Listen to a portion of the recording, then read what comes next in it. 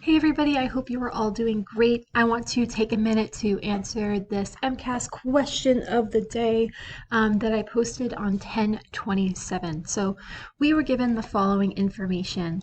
How long will it take a car to accelerate from 20 meters per second to 26 meters per second at a rate of 1.4 meters per second squared? All right, so we are given a bunch of information here. So we are given that the car is accelerating from 20 meters per second to 26 meters per second at a rate of 1.4 meters per second squared. So first thing we need to identify is our final velocity, our initial velocity, our acceleration, and our time.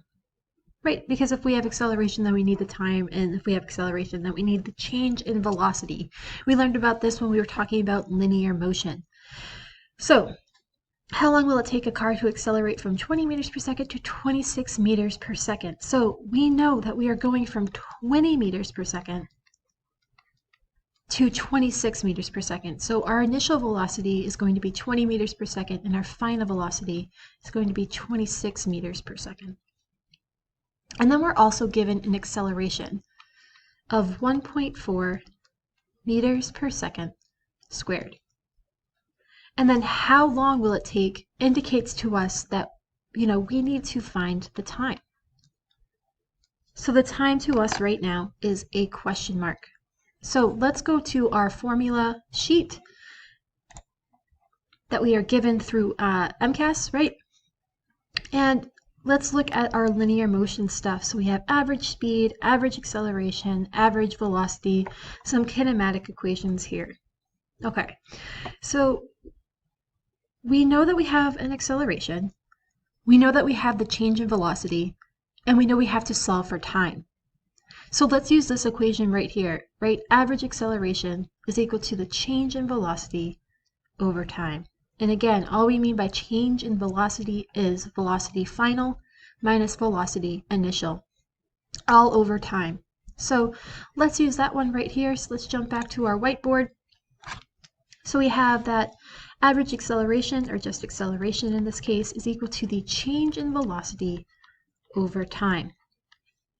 But we have an acceleration, we have the velocity, now we need to solve for the time. So we need to isolate the time or get it alone in order to solve for it. So what do we need to do? Well, we need to multiply both sides by time.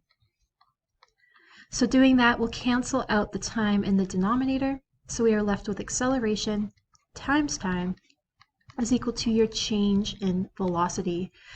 So now to, again, get time alone, we need to divide by acceleration.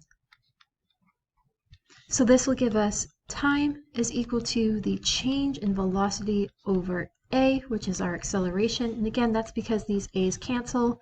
And we can't cancel anything here, so we just leave it as is. And we're given time is equal to the change in velocity over acceleration. So now all we have to do to solve for time is plug in. All right, so we have time is equal to the change in velocity over acceleration. And again, the change in velocity is final velocity minus initial velocity all over acceleration.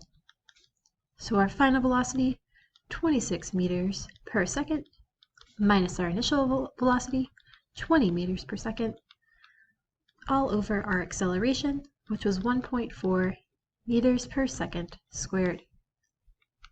So doing out this math, you get 6 meters per second up at the top. Acceleration stays as is.